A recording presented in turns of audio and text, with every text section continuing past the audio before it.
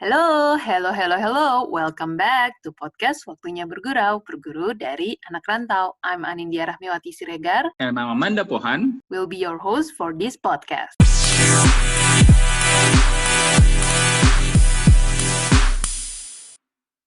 Hai, selamat datang kembali teman bergurau. Halo, halo. Hai anak teman bergurau, apa kabar? Baik Senang dong. banget kita bisa ketemu lagi dan kita bisa hadir di episode terbaru dari podcast Waktunya Bergurau ya Nat, di season 2 ini Nat. Yes, dan ternyata kita sudah masuk season 2 dan kita masuk ke PSBB Jilid 2 juga ya, Da. Ya ampun. Jadi tetapnya kita melakukan interview atau kita ngobrol-ngobrol nih via video conference ya Nat. Jadi suaranya mungkin agak-agak kurang jelas, tapi kita mencoba memberikan yang terbaik untuk teman-teman bergurau ya Nat ya. Pastinya dong, jadi harap dimaklumi saja. Oke, hari ini kita mau jalan-jalan kemana nih, Da? Betul, jadi di episode kali ini kita akan ngobrol sama teman kita yang ada di, mungkin negaranya belum pernah kita ngobrolin sebelumnya, karena sebelumnya kita pernah ke London, kita pernah ke Inggris, ke Amerika, ke Australia. Nah sekarang kita terbang ke Middle East nih, Nat, tepatnya di Qatar. Nat. Wow, makin penasaran nih gue. Maksudnya kayak nggak kebayang aja gitu ya di sana tuh gimana kehidupannya. Jadi kita terbang virtual lagi ya, Da, di episode ini. Kita terbang virtual ke Qatar, kalau gitu kita langsung aja kenalan sama teman kita yang akan kita ajak ngobrol-ngobrol. Ada Adi. Hai, Di. Halo. Hai, halo, semua. Adi. Apa kabar? Apa kabar Qatar? Baik. Qatar masih lumayan panas, tapi Oh ya? oke lah, udah mulai dingin sedikit. Oh, di sana sekarang berapa derajat? 20-an Ini atau? sekarang enggak. Jadi di sini tuh sekitar 38, tapi we consider this as a little bit warm. Jadi nggak terlalu panas lah. Soalnya biasanya kalau lagi musim panas itu luar biasa panas. Gokil, gue hari ini aja ngecek gitu kan, hari ini tuh kenapa panas banget ya siang-siang. Terus pas gue 32 derajat di Jakarta tuh kayak wow panas. Dan di sana 38 derajat teman bergurau. Jadi, wah yaudah Da, kita langsung aja deh ngobrol-ngobrol sama Adinya ya Da ya. Kalau gitu langsung saja kita mulai ya dia, kita mulai ini di episode podcast kita Waktunya Bergurau.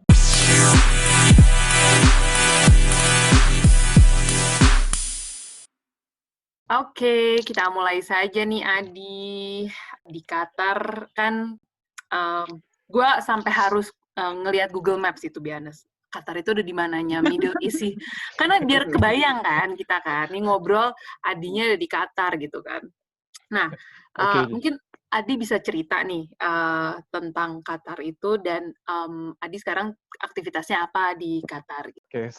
Oke. Jadi Qatar sendiri itu obviously di Middle East ya. Tetanggaan sama negara macamnya United Arab Emirates yang biasanya lebih famous dengan Dubai. Iya, betul. Terus tetanggaan juga sama Kuwait, Oman, sama Saudi Arabia. Jadi di sini namanya GCC, Gulf Cooperation Countries, itu macamnya ASEAN kalau di Indonesia. Jadi GCC ini terdiri dari Saudi, Kuwait, UAE, sama Oman. Dan Qatar juga satunya lagi. Dan gue di Qatar ini kerja sebagai country manager dari salah satu perusahaan berbasis di Kanada yang bergerak di bidang service sama teknologi spesifik untuk oil and gas. Dan gue di sini udah nginjek tahun yang ketiga, alhamdulillah udah tahun ketiga. Semenjak gue lulus kuliah itu, gue sempat kerja di Indonesia kayak sekitar setahun lah. Terus gue di-hire sama perusahaan yang ini. Dan semenjak itu gue masih di perusahaan yang sama. Jadi gue di Qatar ini di perusahaan yang sama kayak gue dulu baru cabut dari Indonesia. Oh gitu. Dan lo pas pindah ke Middle East tuh langsung ke Qatar atau sebelum-sebelumnya udah pernah ke negara-negara lain di sekitarnya si Qatar ini? Jadi lumayan it's been such a journey juga ya buat gue. Jadi gue dulu lulus kuliah tuh tahun 2010. Sempat kerja di perusahaan di Indonesia, kayak perusahaan kecil gitulah, di oil and gas juga, sekitar setahun. Habis itu gue di-hire sama perusahaan ini, dan gue semenjak itu dikirim ke berbagai negara lah, lumayan banyak negara-negaranya. Assignment pertama gue itu, gue dikirim ke Irak. Wow. Nggak kebayang gue.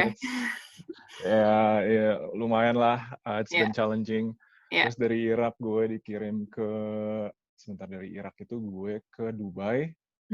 Dari Dubai gue dikirim sempat di Abu Dhabi sebentar. Abis dari Abu Dhabi gue ke Kazakhstan. Dari Kazakhstan gue dikirim ke Kuwait.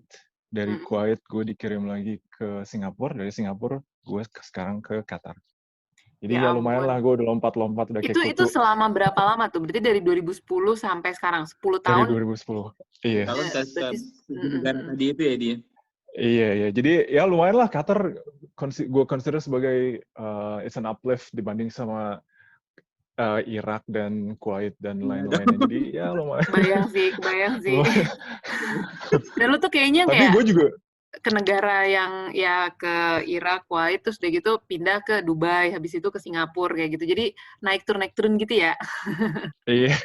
Tapi gue lumayan lah. I consider myself lucky because nggak kayak teman-teman gue di perusahaan yang sama kayak gue gini, mereka sempat dikirim ke negara-negara yang lebih lebih nggak enak daripada gue, kayak macamnya Kongo, Angola, ya negara-negara macam kayak gitulah yang ya mungkin kita karena juga, oil and gas juga ya company-nya ya. ya betul. Oke. Jadi Wow. kalau dia bang dari pertama kali pas lo masuk ke company ini memang lo sudah tahu bahwa ini akan penempatan di luar negeri atau seperti apa sih di waktu itu? Enggak sih. Pas gue masuk perusahaan ini, gue udah tahu gue bakalan di penempatan luar negeri. Jadi perusahaan ini tuh nggak ada di Indonesia. Gue kalau gimana ya? Gue cerita dari awal aja kali ya, journey gue masuk ke perusahaan ini. Iya, Oke. boleh. Jadi gini, gue lulus tuh tahun 2010. Pas baru lulus kuliah, ya seperti layaknya orang-orang yang baru lulus lah, mulai apply itu cari kerjaan sana sini kan. Nah, awal-awal tuh, jadi semenjak gue SMA, SMP gitu, gue emang punya passion. Gue harus berkarir di oil and gas. Pada saat itu oil and gas tuh lagi booming-boomingnya lah ya, pokoknya lagi hype-nya. Jadi gue pengen banget punya karir di oil and gas. Jadi pas gue lulus kuliah, gue masih megang teguh tuh, gue harus berkarir di oil and gas. Jadi gue mulai apply sana sini. Sempet tuh gue dapet offer di tiga perusahaan lah.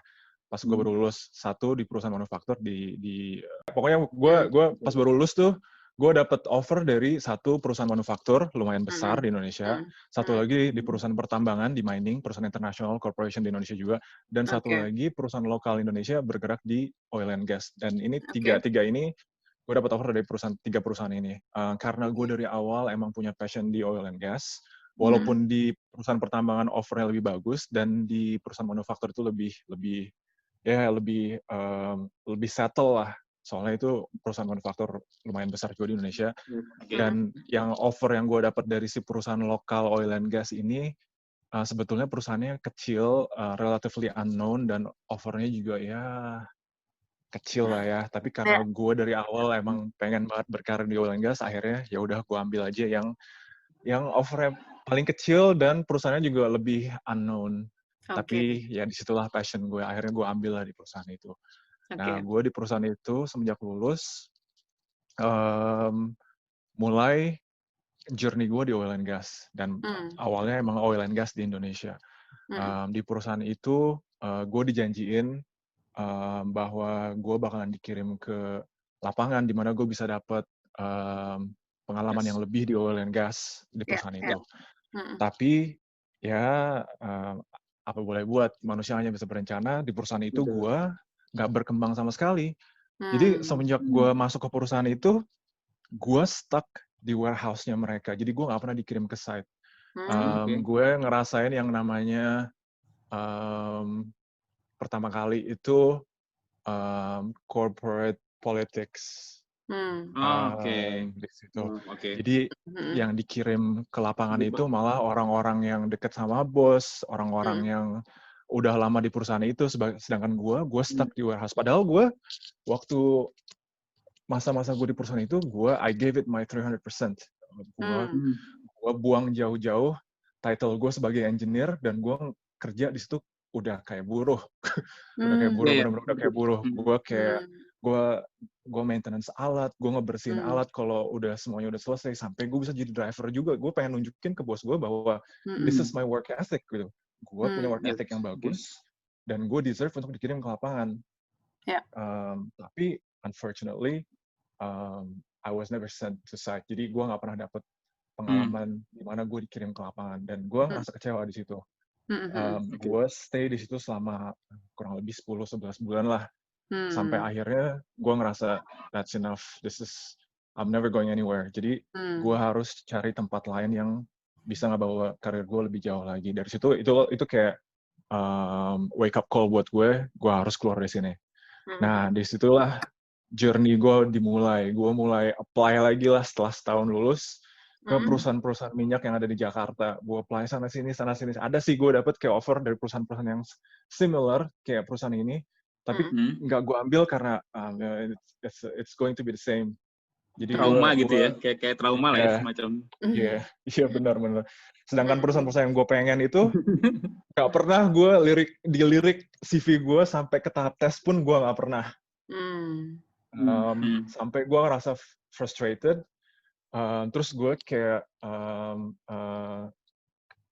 gue kayak introspeksi diri, ini kenapa ya? Kok gue bisa nggak dipanggil sama perusahaan-perusahaan, ada apa gitu. Akhirnya gue ngobrol sana-sini sama senior gue juga, sama orang-orang yang udah kerja di oil and gas. Akhirnya gue I've realized that I'm never going to be able to work at those companies in Indonesia because gue itu lulusan dari universitas swasta, sedangkan oil and gas di Indonesia ini lebih banyaknya dihuni sama ya orang-orang yang lulusan macamnya kayak UI, ITB, UGM, dan sedangkan gue dari swasta, jadi gue itu nggak bakalan bisa compete sama mereka gitu.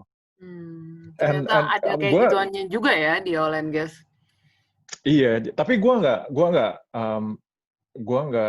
I'm not blaming the system. That's how it is. And perusahaan-perusahaan itu punya hak untuk hire dari universitas manapun yang mereka pengen. And that's just the way it works. Jadi gue I accept that. Gue terima itu, nggak apa-apa. CV gue ke perusahaan-perusahaan minyak di Indonesia, tapi gue kirim CV gue ke perusahaan-perusahaan minyak yang di luar negeri yang nggak bias dengan background universitas gue. Jadi orang satu di luar negeri kan yang nggak punya cabang di Indonesia, mereka nggak tahu tuh ITB itu apa, UI apa, UGM apa, atau universitas gue atau apa gitu.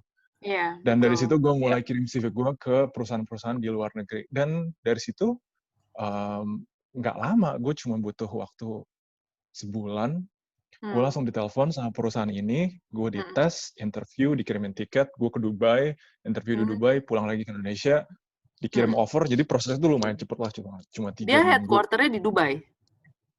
Jadi dia main office-nya ada di Kanada, tapi untuk Eastern Hemisphere dia punya head office lagi di Dubai.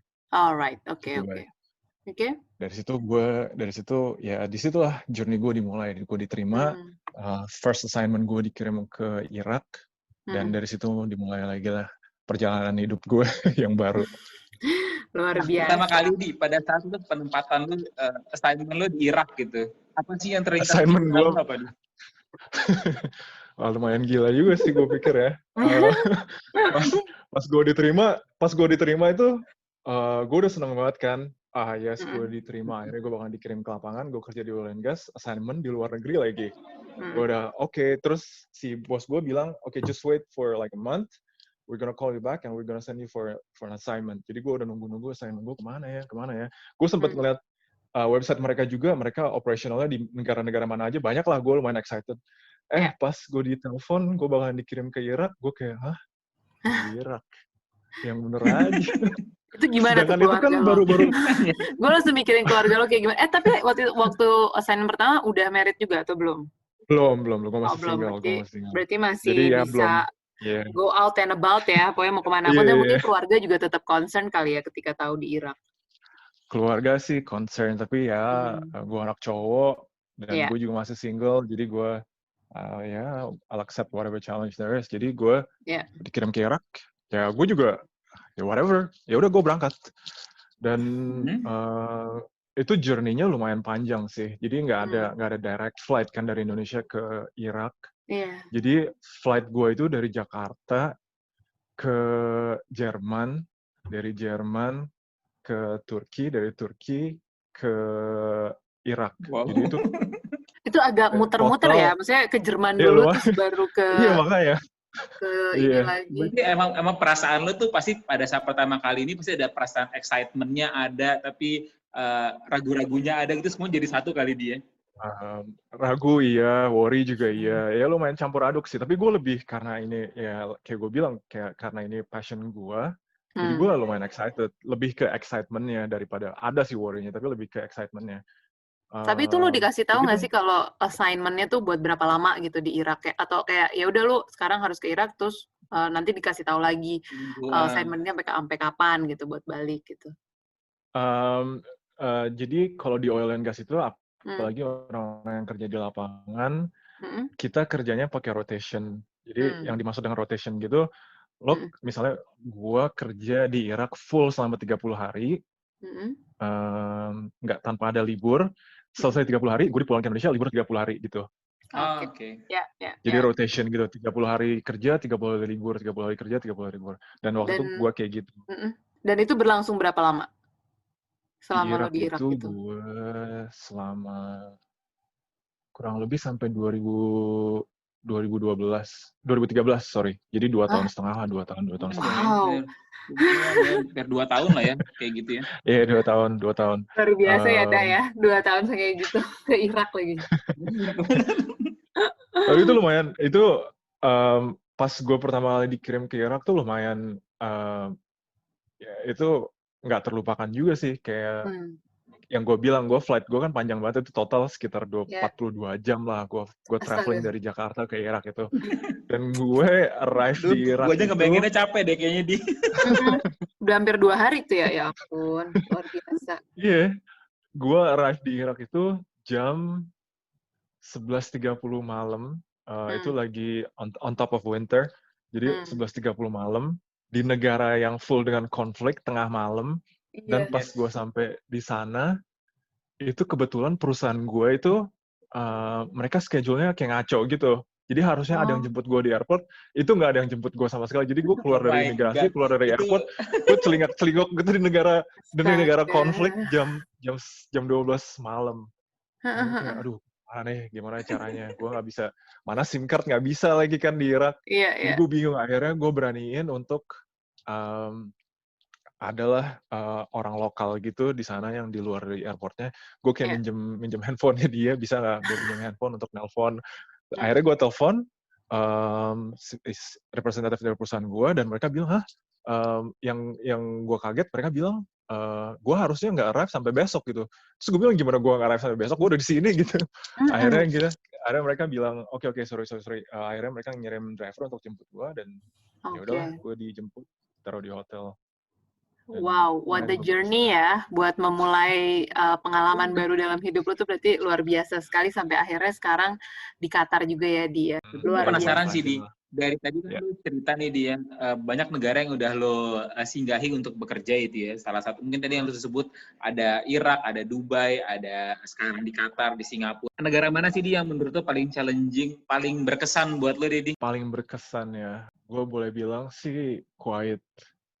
Tapi gue punya alasan kenapa Kuwait paling berkesan buat gue. Gue di Kuwait tuh sekitar 2 tahun. Tapi kenapa itu berkesan buat gue? Soalnya gue dulu besar di Kuwait. Oh, wow. Oh, emang sempat dulu tinggal di sana. Iya, gue sempat tinggal di sana. Jadi gue SD, SMP, SMA sampai lulus itu gue sekolah di International School di Kuwait. Jadi gue lumayan familiar sama Kuwait, dan gak nyangka setelah gue lulus kuliah dan udah kerja, gue malah ditaruh lagi di Kuwait sama perusahaan yang gue kerja. Jadi itu lumayan berkesan. Jadi gue pas balik ke sana itu kayak CLBK gitu, gue ngeliat, gila, ini kayak place where I grew up gitu. Iya, kayak second home gitu. Dan anehnya, gue sampai sana, gue kayak, lah ini kok udah bertahun-tahun tapi masih gini aja gitu, nggak ada perubahan sama sekali. Jadi bener-bener feels like my second home gitu. Wow, jadi itu lumayan. Second home-nya Kuwait loh, Da. Bener, makanya. itu udah kayak mudik ya, mudiknya. Iya, mudiknya ke Kuwait. Kalau orang kan biasanya mudik Jakarta ke Bandung gitu. Enggak, ini mudiknya ke Kuwait, luar biasa.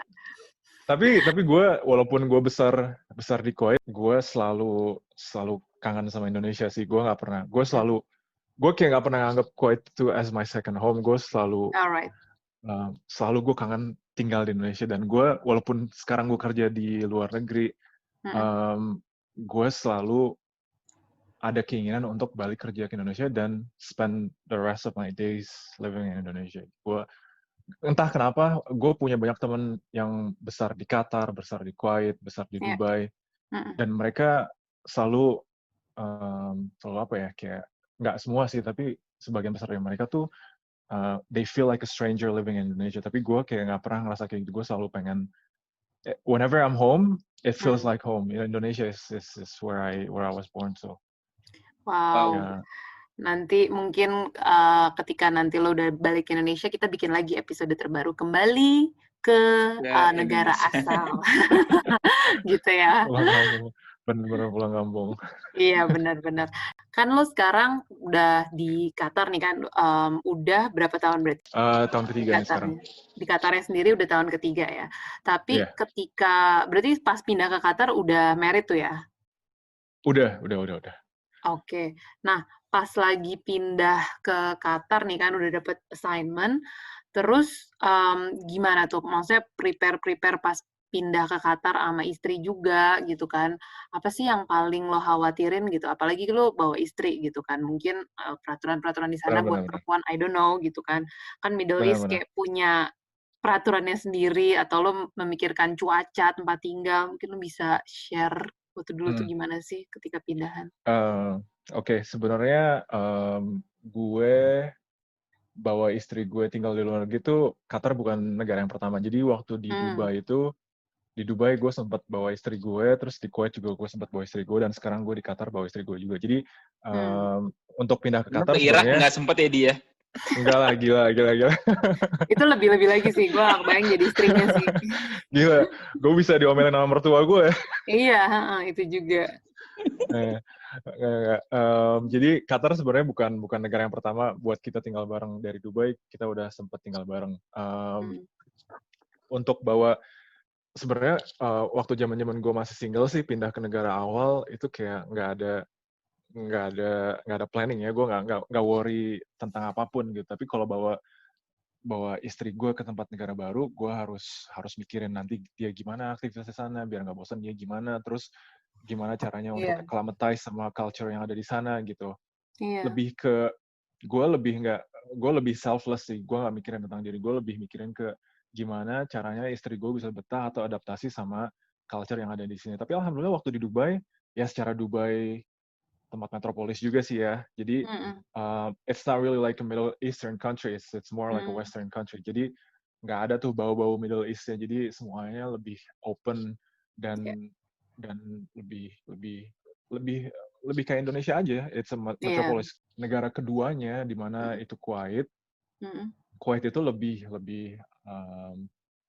ke Middle East. Jadi lebih kayak Saudi. Jadi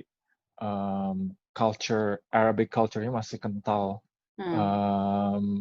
Di mana cewek-cewek itu nggak bisa pakai baju seenaknya. Jadi harus decent, harus nggak perlu tertutup banget, tapi ya lebih decent lah. Nggak kayak di Dubai sama di Qatar.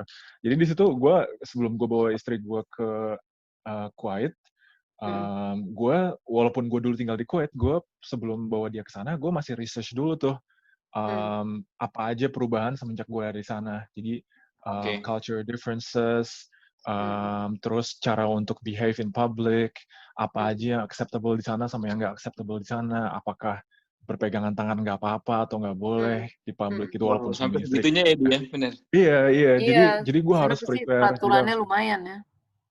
Betul. Walaupun Kuwait nggak macamnya kayak Saudi di mana itu sangat kental banget Arabnya, tapi tetap di sana tuh ada boundaries yang kita nggak bisa breach gitu. Dan gue tetap harus research sebelum gue bawa istri gue kan namanya Dita. Sebelum gue bawa Dita ke sana, gue udah discuss dulu sama dia, ini loh Kuwait kayak gini, yang kayak gini nggak boleh, yang ini boleh, nanti di sana harus kayak gini. Jadi gue udah briefing dulu lah sama dia. Jadi dia sampai sana udah she's on her own, jadi dia udah betul. merasa biasa aja. Tapi itu penting banget. Berarti cari peraturannya tuh sebelumnya ya, pas sebelum pindah ke sana, teman-teman background nih siapa tahu yang lagi mau dapat assignment atau lagi berpikiran mau pindah Qatar juga. Berarti itu salah satu yang harus di-prepare juga sih tentang rules yang di sana, apalagi terutama untuk cewek ya. Iya, betul. Jadi ada nggak sih di satu peraturan atau beberapa rules lah yang menurut tuh kayak nggak common gitu untuk orang Indonesia, yang beda lah dari Indonesia gitu, ada nggak sih di sana di? Di sana itu di Kuwait ya, lebih spesifik. Gue nggak ngomongin Qatar sama Dubai karena Qatar sama Dubai itu lebih metropolis, lebih terbuka. Tapi kalau buat di Kuwait itu kayak pergi ke public space seperti kayak di mall atau di shopping center gitu, buat cewek itu harus memakai, kalau mau pakai rok itu harus di bawah lutut. Kalau tangan sih it's okay, tapi lower wear itu harus nggak boleh. Itu tadi ya. You cannot show too much skin lah ibaratnya. Kayak gitu. Tapi nggak kayak Saudi. Kalau di Saudi kan harus pakai tutupan kepala segala macam. Gitu ya, kalau di Kuwait sih nggak. Kalau di Kuwait sih nggak. Itu sih menurut gue yang nggak common, yang harus diperhatiin. Sebenarnya nggak. Kalau misalnya pun harus ke mall pakai rok di atas lutut, itu nggak dijadiin sesuatu yang it's not something illegal yang sampai harus dibawa ke penjara gitu, enggak lah. Tapi lebih ke itu orang-orang pasti apalagi orang lokalnya bakalan kayak pandangan orang gitu kali dia, kayak in a strange way, iya. Yes. Pandangannya nggak enak gitu aja sih. Iya. Berarti ada waktu-waktu adaptasi kali ya pas awal pindah, kalian juga ya mungkin sebulan 2 bulan beradaptasi kali ya pas lagi awal-awal. Benar. Tapi nggak se-shocking adaptasi sama cuaca sih. Sama cuaca itu lumayan sangat-sangat ekstrim. Karena panas banget ya? Iya, itu banget-bangetnya mungkin pakai 3 kali ya. Kalau lagi musim panas itu di puncak-puncaknya itu sampai ke 65 derajat. Wow, 65 derajat. Dan lo pernah experience itu? Iya, dan gue pernah experience itu sampai, lo tahu kan yang traffic light itu kan outer cover-nya kan dari plastik gitu kan? Yes. Dari traffic light. Itu sampai melting, percaya nggak lo? Wah, kebayang sih 65 derajat itu, kebayang sih kayak wow. Udah mau mendidih tuh. Banget. Tapi bagusnya di Kuwait itu aja kayaknya menghindari, apalagi lo di oil and gas gitu. Iya. Tapi di sana mereka in terms of safety buat para pekerjanya bagus. Jadi kalau misalnya cuacanya udah di atas 50, orang-orang yang harus kerja outdoor itu langsung di stop. Nggak boleh kerja dulu sampai cuacanya agak turun di bawah 50 baru boleh mulai kerja lagi kayak gitu. Oke, berarti mereka juga ada pengertian ya? Iya, betul. Oke. Menarik sih. Berarti gue yakin first impression lo ketika ke Qatar tuh berarti benar-benar tentang cuaca ya? Atau lo merasa kayak, wah, nih kotanya kenapa gini banget nih? Atau apa nih? Atau gimana sih first impression lo? Di Qatar sih gue nggak terlalu kayak gue bilang, di Qatar sama di Dubai itu lebih metropolis, jadi nggak terlalu nggak terlalu shock gitu ya? Nggak terlalu shock. Tapi di Kuwait sih lumayan shocking. Tapi kalau di Qatar sama aja kayak di Jakarta, jadi benar-benar nggak ada perbedaan. Dan di sini itu mayoritas dari populasinya itu pendatang semua, expatriates who are trying to make a living here. Jadi pendatang dari berbagai macam negara datang ke sini untuk cari nafkah. Sedangkan orang-orang lokal sini ya mereka kerja juga, tapi emang dasarnya mereka adalah orang-orang paling kaya di dunia, jadi mereka kayak kurang interested untuk kerja juga. Qatar itu, kalau mungkin kalian juga pernah baca kali ya, it's the richest country in the world. Kalau nggak nomor 1, nomor 2. Tapi itu untuk orang-orang lokalnya, orang-orang Qatari, the origin citizen. Tapi di Qatar sendiri itu banyak orang-orang pendatang yang datang ke sini untuk kerja. Dan it's a good place to make money. Soalnya the standard of income di sini itu lebih tinggi dari mayoritas dari negara-negara lain lah. Jadi banyak orang-orang datang ke sini untuk cari kerja. Tapi untuk living cost-nya sendiri higher dan negara Timur Tengah lainnya nggak sih di Qatar itu? Di Qatar itu mirip sama di Dubai, hampir mirip. Kalaupun ada perbedaan itu kayak fractional differences only. Tapi itu mirip banget sama Dubai. Lumayan tinggi cost of living-nya. Tapi gimana ya, kalau gue bilang tinggi, ya itu relatif sih ya.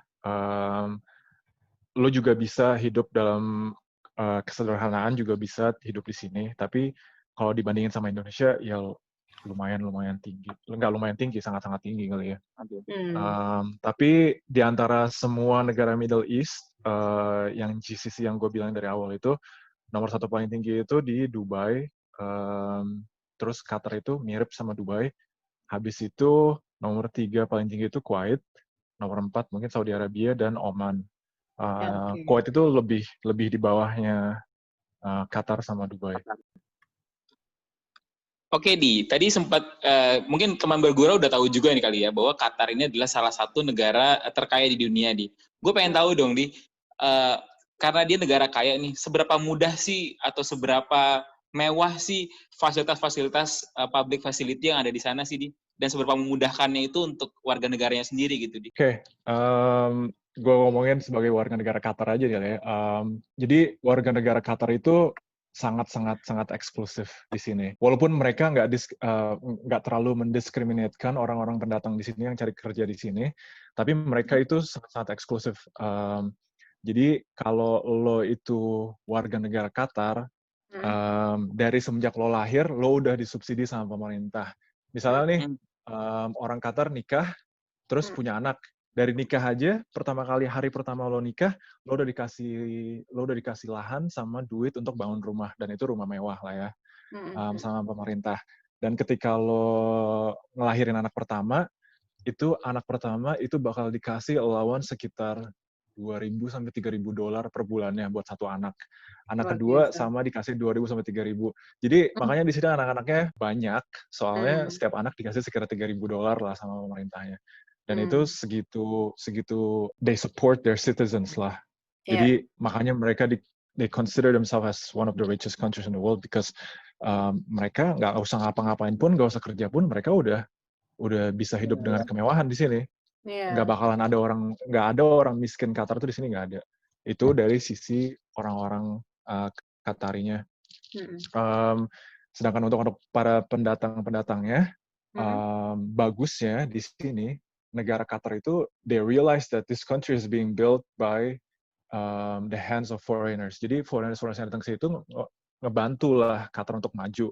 Makanya they appreciate people coming here to make a living. Karena tanpa mereka pun ekonomi nggak bakalan maju di Qatar. Jadi sebisa mungkin mereka membuat fasilitas-fasilitas umum yang bisa dipakai nggak cuma untuk Qatari doang, tapi untuk orang-orang foreigners yang ada di sini. Dan mereka juga memperbaharui labor law-nya mereka. Apa ya labor law itu kayak undang-undang tenaga kerja gitu kali ya? Undang-undang tenaga kerja atau undang-undang tenaga kerjanya. Jadi semenjak 10 tahun terakhir di sini itu progresnya sangat pesat sekali, di mana Qatar lebih melindungi orang-orang yang kerja di sini. Itu lebih undang-undang ketenaga kerjaan di sini itu lebih maju dibanding sama negara-negara Arab lainnya gitu. Jadi orang-orang yang kerja di sini itu emang benar-benar dilindungin sama negara Qatar sendiri, dan itu bagusnya di sini. Kalau di compare sama Kuwait, itu belum semaju di sini. Di Kuwait itu masih ada diskriminasi atas para pekerja pendatang di Kuwait sana. Tapi di Qatar nggak kayak gitu, nggak ada diskriminasi. Berarti gue bisa simpulkan lo betah banget lah ya di sana. Setelah 3 tahun juga kayaknya kalau diperpanjang pun kayak nggak masalah ya dia. Nggak masalah. Apalagi gue nggak tahu kemungkinan bakalan ditaruh di mana. Syukur-syukur kalau ditaruh di negara yang lebih maju dari Qatar, tapi kalau ditaruh yang lebih nggak enak lagi kan. Untuk bekerja lah ya. Attitude work-nya seperti apa sih untuk kerja di Qatar? Apa mungkin karena lo di international company jadinya tidak terlalu bersinggungan sama lokal di sana gitu, sehingga work attitude-nya tuh sama kayak international company-nya gitu. Tapi kalau berhubungan sama lokal sana, lo tau nggak sih? Oke. Jadi lagi-lagi gue bedain ya sama attitude orang-orang kerja Qatari sama attitude orang-orang kerja pendatangnya. Walaupun let's say kita ngomongin sebuah perusahaan lokal, benar-benar 100% lokal dari Qatar gitu. Di perusahaan itu pun, itu orang Qatarnya bisa dihitung pakai jari. Jadi lebih banyak pendatangnya. Orang-orang Qatari, mereka work ethic-nya sebenarnya bagus dibanding sama negara-negara Arab lainnya semua. Tapi dibanding sama foreigner, lebih produktif orang-orang foreigner-nya, of course. Karena orang Qatari, mereka kerja nggak kerja pun, mereka udah terlahir sebagai orang kaya lah ya. Tapi nggak nutup kemungkinan ada beberapa orang Qatari yang work ethic-nya emang gue bisa bilang itu 200% dibanding sama orang-orang lain. Tapi nggak banyak lah. Lebih banyak dari mereka yang work ethic-nya biasa-biasa aja, dan mereka kerja juga nggak ngoyo-ngoyo amat dibanding sama orang-orang pendatang yang kerja di sini. Kalau gue etika kerja di Qatar sama etika kerja di Indonesia, mungkin gue nggak bisa bandingin banyak juga, karena gue kerja di Indonesia cuman setahun doang.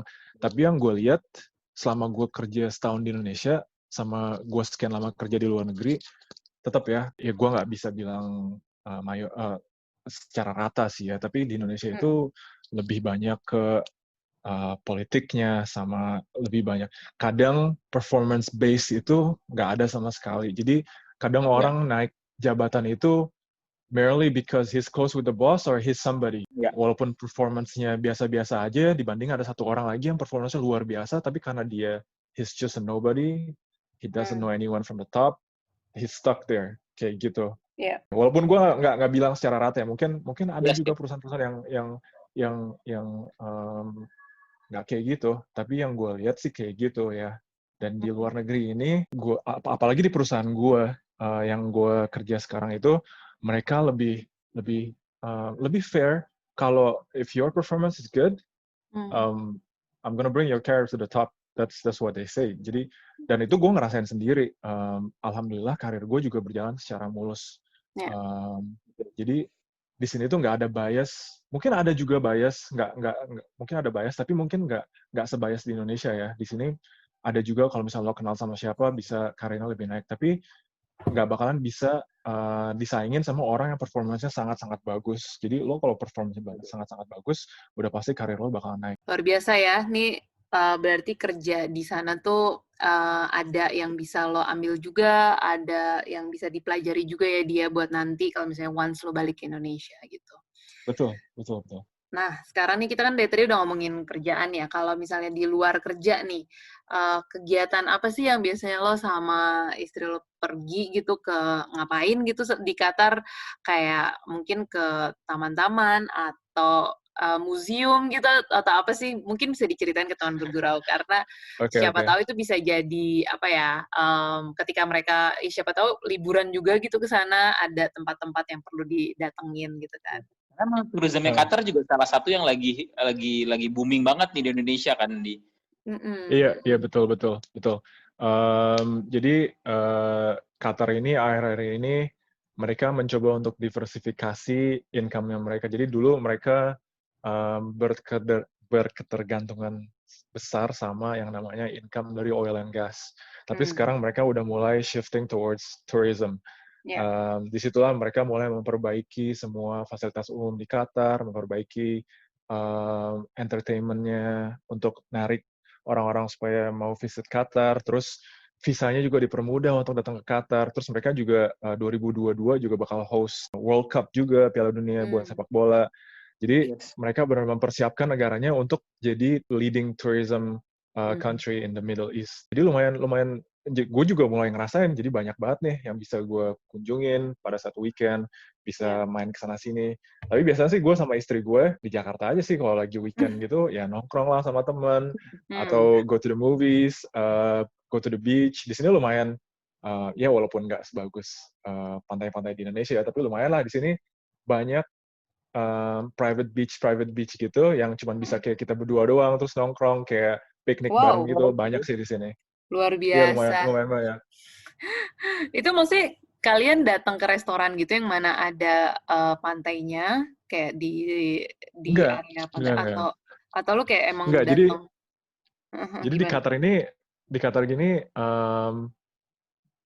karena populasinya kecil kali ya, jadi banyak daerah-daerah Qatar itu yang benar-benar nggak tersentuh sama orang. Jadi banyak daerah-daerah yang benar-benar kosong, nggak ada siapa-siapa. Jadi lo kalau if you take a drive into the desert and then just go straight, itu pasti lo bakal mencapai sebuah titik di mana itu ada pantai. Soalnya Qatar ini dikelilingin sama laut. Pantai-pantai ya. Jadi Oke, kemanapun lo pergi, ke ujung manapun lo pasti sampai ke pantai. Jadi orang-orang tuh kebanyakan tinggalnya di Doha, yang mana itu kayak capital city-nya dari Qatar gitu ya. Tapi di luar Doha, itu benar-benar padang pasir sama pantai udah itu aja. Jadi lo bisa, mungkin minggu depan lo ke spot pantai yang ini, minggu selanjutnya lo ke spot pantainya, cuman kayak dari satu spot ke spot yang lainnya aja. Kayak exploring the remaining side of Qatar aja gitu. Wah, Seru, menarik ya. seru. Seru. Menarik banget. Belum familiar juga kali ya orang Indonesia soal turisme Qatar. Tapi ternyata di sana banyak banget ya spot-spot yang didatengin juga nih sama teman bergurau. Kalau nanti setelah pandemi ini kita bisa jalan-jalan ke sana ya. Iya, Betul, itu betul. lagi Apalagi sih. Betul. apalagi Qatar untuk orang Indonesia ya, kalau mau ke Qatar itu free visa on arrival. Jadi nggak perlu bayar apa-apa, nggak perlu pakai visa. Jadi tinggal take a flight, land in Qatar, and then you can just enter the country. Nggak ada pertanyaan apa-apa. Lo bisa tinggal di sini selama, bentar ya, kalau nggak salah, lo dapet free visa itu untuk 30 hari, kalau nggak salah. Tapi bisa di-extend 30 hari lagi. Lama dong. Iya, khusus untuk Indonesia. Dan di sini juga lumayan lah ya, ada banyak museum, sekarang museumnya juga lagi naik. Baru sebelum pandemi ini, salah satu museum yang terbesar di Qatar, dia bawa collection Picasso collection dari kalau nggak salah dari salah satu museum yang ada di Prancis, dibawa ditaruh di sini untuk display di sini. Jadi setiap 6 bulan sekali itu macam-macam tuh, ada Picasso, terus mungkin 6 bulan yang akan datang ada Van Gogh, macam-macam lah. Jadi museumnya lumayan update terus, itu yang untuk museum. Terus di sini juga banyak resort juga yang bisa dikunjungin. Terus juga orang Indonesia bisa preparing buat World Cup ya dia di 2022 ya dia. Betul. Itulah yang semoga gue masih di sini, gue belum dipindahin lagi ke negara antar merantau. Baru gue mau ngomong, semoga lo masih di sana sih. Amin. Dan satu lagi sih, semoga pandemi ini segera berakhir ya guys. Itu juga sih yang penting, supaya kita bisa liburan lagi ke mana-mana kan ya. Nah, balik lagi nih ngomongin si pandemi. Gimana sih sekarang kondisi pandemi di Qatar? Mungkin bisa cerita dikit atau ya biar kita juga kebayang seperti apa di sana.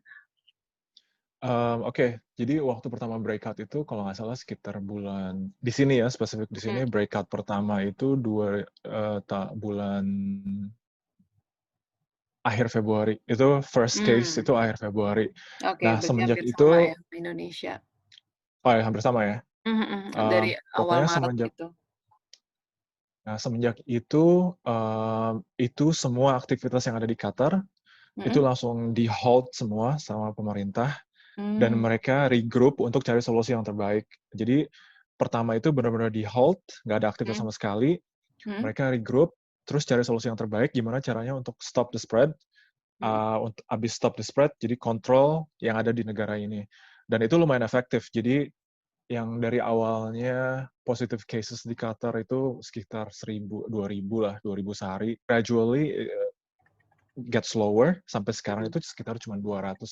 Tapi waktu awal-awal itu benar-benar complete lockdown, jadi nggak boleh ada aktivitas apapun, nggak boleh ada yang keluar rumah, dan semua aktivitas dikontrol. Tapi bagusnya di sini semuanya itu mematuhi aturan, jadi nggak ada tuh yang colongan pergi kemana, atau nggak ada yang jagain di sini, ya udah keluar aja. Semua itu mematuhi, makanya semuanya bisa kontrol dengan cepat, dan sekarang udah lumayan normal lagi. Sekarang di Qatar nih udah gue bisa bilang 95% back to normal. Udah nggak ada mau itu kerja, sekolah, aktivitas outdoor buat anak kecil, semuanya udah back to normal. Cuma gitu. Berarti waktu itu lockdown berapa lama tuh? 2 bulan, 3 bulan? Lockdown itu, complete lockdown itu sebulan setengah, hampir 2 bulan. Abis itu gradual lifting. Jadi masih lockdown, tapi aktivitas-aktivitas yang essential boleh. Terus, tapi tetap nggak boleh ke mall, nggak boleh kemana-mana. Dan itu slowly tapi bertahap itu di lifting. Sampai sekarang udah hampir 100% back to normal. Berarti lu juga udah kerja biasa aja gitu ya? Nggak ada work from home? Gue udah nggak work from home. Udah kayaknya 100% perusahaan di Qatar udah work from the office, udah nggak ada lagi tuh. Bener udah back to normal gitu ya dia di sana ya. Iya. Luar biasa. Semoga Indonesia juga bisa segera seperti itu ya, Dak ya. Amin. Aduh, Benar ini nih, karena benar, karena kita sendiri tuh udah kayak more than 6 bulan ya nanti kita WFH nih iya, udah. gue udah ya kayak butuh berinteraksi aja sih sama manusia, makanya kita ada podcast ini ya, jadi kita pun bisa ngobrol-ngobrol ya, Dak ya. Luar biasa. Ya, Semoga. ya semoga Indonesia bisa segera selesai, ya menurun lah intinya, lebih menurun. Dan ya apalagi kita bisa jalan-jalan lagi, itu sih yang penting juga. Kayak habis ini orang-orang pada langsung berplanning. Nah, sebenarnya sih kita masih mau ngobrol lagi nih, Di, tapi karena durasi mungkin kita harus nanya last question ke kamu. Buat teman-teman bergurau nih yang mereka lagi mau pindah ke Qatar, atau mungkin yang dengerin ada yang lagi di Qatar juga, bisa nggak sih share tips and trick buat teman-teman bergurau yang yaitu ketika pindah ke Qatar tuh mereka apa yang harus disiapin, atau buat yang lagi di Qatar apa yang harus dilakukan gitu supaya mereka bisa lebih mengeksplor Qatar. Oke, gue cuma ngasih advice aja ya kalau emang pengen ada yang kerja di Qatar, apalagi sekarang Qatar untuk Indonesia itu terbuka banget, gampang untuk orang Indonesia datang ke Qatar. Jadi untuk teman-teman yang mau mencoba peruntungan kerja di Qatar itu sangat gampang sekali. Ada banyak cara. Pertama, bisa browsing perusahaan-perusahaan Qatar di Google, terus buka webpage-nya mereka, cek apakah ada vacancy, terus apply langsung ketika kalian masih ada di Indonesia, atau kalau emang punya jiwa adventure dan punya modal sedikit, bisa langsung ke Qatar, dan mungkin itu chance-nya lebih besar, langsung ke Qatar. Di sini juga free visa. Di sini nanti bisa explore sendiri, pergi ke perusahaan manapun, terus coba untuk apply langsung. Menurut gue itu, apalagi di Qatar ya, personal interaction di Qatar itu yang gue lihat itu bagus banget. Jadi dibanding apply dari website-nya langsung secara informal, dibanding dengan datang langsung ke sini, ketemu sama representatif dari perusahaan, datangin perusahaannya itu, terus kayak bilang kalau pengen coba untuk apply di perusahaan ini, itu mungkin lebih yang gue lihat sih banyak juga teman-teman kita yang gue kenal di sini, mereka itu bener-bener they took a chance, terbang dari Indonesia, datang ke sini, apply langsung di sini, dan mereka dapat kerjaan di sini gitu. Lebih punya chance untuk diterima lebih besar daripada yang apply di sana. Dan itu nggak 1-2 orang, ada lumayan kenalan gue di sini ada sekitar 7-8 orang lah yang udah kayak gitu, dan mereka sekarang kerja di sini udah lama. Kayak gitu. Dan ketika mereka udah kerja di sini, ketika mereka udah dapat kerjaan di sini, ntar kalau mereka kurang puas dengan perusahaan yang mereka kerja sekarang, mereka bisa coba lagi untuk lompat ke perusahaan yang lain. Dan banyak juga yang kayak gitu, yang sekarang udah lumayan sukses di salah satu perusahaan paling besar di Qatar juga ada juga. Tapi mereka awalnya kayak gitu, mereka datang ke sini pakai visa on arrival, terus coba peruntungan, dan mereka dapet. Akhirnya dari Adi yang udah di sana nih dia. Iya. Tapi ya balik lagi ya, butuh sedikit modal soalnya di sini hotel juga lumayan agak mahal, terus biaya makan juga lumayan agak mahal. Ya sediain aja budget untuk tinggal di sini selama seminggu lah, paling nggak seminggu atau 2 minggu. Tapi biasanya proses untuk rekrutmen di sini itu lumayan cepat. Kadang ada perusahaan yang nggak pakai tes, nggak pakai bermacam-macam interview, cuma sekali interview, lihat CV, mereka suka langsung di-hire. Ada juga perusahaan kayak gitu. Jadi gue saranin mungkin sediain budget sekitar tinggal untuk 2 minggu. Gue rasa lumayan cukup sih kayak gitu. Oke, luar biasa. Ini tips banget sih buat teman bergurau. Terima kasih Adi buat tipsnya dan cerita-cerita perjalanan selama di Qatar dan selama pindah-pindah beberapa negara tadi ada ya. Betul. Terima kasih. Pasti anak teman bergurau pasti udah dapat insight-insight baru nih soal Middle East dari seorang Adi yang sudah melalang buana di Middle East, dan cerita tadi pengalaman Adi tadi di Middle East tadi ya Nat ya. Iya, betul. Siap. Thank you udah undang gue. Iya, thank you banget ya Dia. Terima kasih juga buat teman bergurau yang udah ngedengerin dari tadi. kita kalau misalnya ada negara lain nih yang mau kita coba explore lagi, atau ada topik yang mungkin teman-teman bergurau pengen dengar, langsung aja DM kita ke Instagram kita di @podcastwaktunyabergurau. Dan episode-episode sebelumnya juga pasti kalian masih bisa dengarkan di Spotify atau di YouTube channel kita. Oke, kalau gitu banget. Sekali lagi Adi, thank you so much Thank you. Sama teman-teman bergurau, dan selamat ya. Ntar lagi makin menunggu kelahiran anak pertamanya nih, Nat. Jadi semoga lancar-lancar dan sehat. Semoga lancar ya. Thank you. Oke, kalau gitu itulah tadi perbincangan kita, ngobrol-ngobrol kita sama Adi yang ada di Qatar soal ceritanya di Middle East. Thank you so much sudah mendengarkan. Kalau gitu saya Amanda Pohan. Anindya Siregar. Keep listening guys. Bye-bye. Stay healthy guys. Bye. Bye.